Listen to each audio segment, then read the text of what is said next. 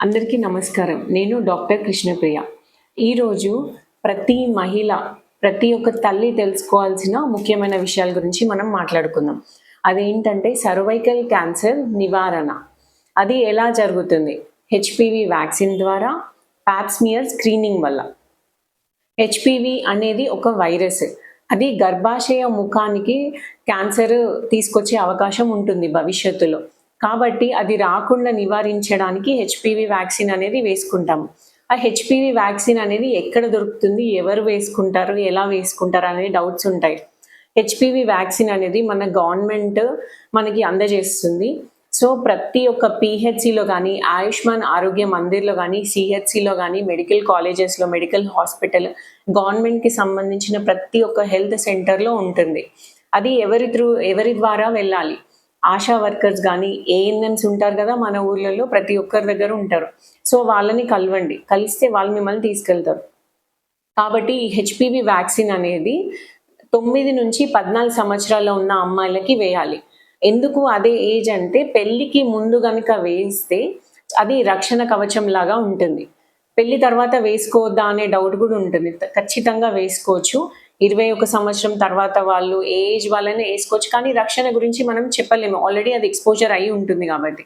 కానీ 14 సంవత్సరాల వాళ్ళకి వేస్తే గనక ఖచ్చితంగా అది రక్షణ కవచంలాగా ఉండి సర్వైకల్ క్యాన్సర్ అనేది రాకుండా ఉంటుందన్నమాట. కాబట్టి హెచ్‌పివి వ్యాక్సిన్ అనేది ప్రతి ఒక్కరూ మన ఆశా వర్కర్స్ గానీ, ఏఎన్ఎమ్స్‌ని గానీ కలిసి హెల్త్ సెంటర్‌కెళ్ళి వ్యాక్సిన్ వేయించుకోండి. వ్యాక్సిన్ వేసుకున్నాక కూడా యూవిన్ అనే యాప్ ప్రొవైడ్ చేశారు గవర్నమెంట్. అందులో రిజిస్ట్రేషన్ చేసుకోవాలి మేము వ్యాక్సిన్ వేసుకున్నట్టు అని. ఒక్క డోసు సరిపోతుంది. దానివల్ల సైడ్ ఎఫెక్ట్స్ ఏమైనా ఉంటాయా? సురక్షితమేనా? అనే డౌట్స్ కూడా ఉంటాయి మీ అందరికీ. అది చాలా సురక్షితమైనది. డబ్ల్యూహెచ్ఓ రికగ్నైజ్డ్ అది. సైడ్ ఎఫెక్ట్స్ అంటే వేసుకున్న తర్వాత ఫీవర్ వస్తే రావచ్చు. దానికి పారాసెటమాల్ వేసుకుంటే సరిపోతుంది. Next pop smear screening.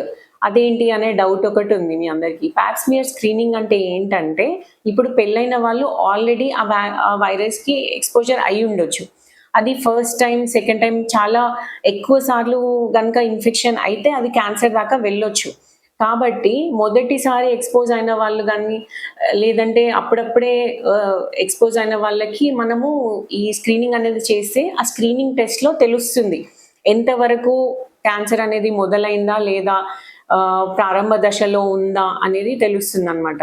మరి అది ఎవరు చేసుకోవాలి అనంటే, ఇప్పుడు ఏదైనా లక్షణాలు వస్తేనే చేసుకోవాలనే డౌట్ కూడా ఉంటుంది. ఏ లక్షణాలు ఉండవండి. ప్రారంభ దశలో సర్వైకల్ క్యాన్సర్ ప్రారంభ దశలో ఎటువంటి లక్షణాలనేవి ఉండవు. కాబట్టి ఈ స్క్రీనింగ్ అనేది చేసుకుంటే మనకి తెలుస్తుంది స్టార్ట్ అయ్యిందా లేదా అనేది తెలిసి, దానివల్ల మనం చికిత్స తీసుకుంటే అది మనం క్యూర్ చేసుకునే అవకాశం ఉంటుంది. సో, తప్పకుండా స్క్రీనింగ్ ప్రతి ఒక్కళ్ళు చేసుకోవాలి. స్క్రీనింగ్ టెస్ట్ చేసుకున్నాక గనుక నార్మల్ వచ్చినట్టయితే ప్రతి 3 సంవత్సరాలకి మళ్ళీ రిపీట్ చేసుకోవాలి. అండ్ హెచ్‌పివి టెస్ట్ అనేది కూడా ఉంటుంది. అది కూడా చేసుకోవచ్చు. సో, గుర్తుపెట్టుకోండి, హెచ్‌పివి వ్యాక్సిన్ అనేది ఈ సర్వైకల్ క్యాన్సర్ రాకుండా నివారిస్తుంది. పాప్ స్మియర్ స్క్రీనింగ్ అనేది ముందు ప్రారంభ దశలో గుర్తించవచ్చు ఈ స్క్రీనింగ్ వల్ల.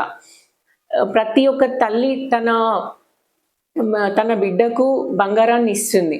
కానీ ఈ టీకా గనుక ఇచ్చినట్టయితే ఆ అమ్మాయి యొక్క భవిష్యత్తు బంగారు బాటగా మారుతుంది. గుర్తుపెట్టుకోండి, ప్రతి ఒక్క స్త్రీ, ప్రతి ఇంట్లో, ప్రతి అమ్మాయి ఈ వ్యాక్సిన్ ఈ టీకా అనేది తీసుకోవాలి. మనకి వ్యాధి వచ్చిన తర్వాత చికిత్స కంటే రాకముందు నివారణ అనేది చాలా మంచిదన్నమాట.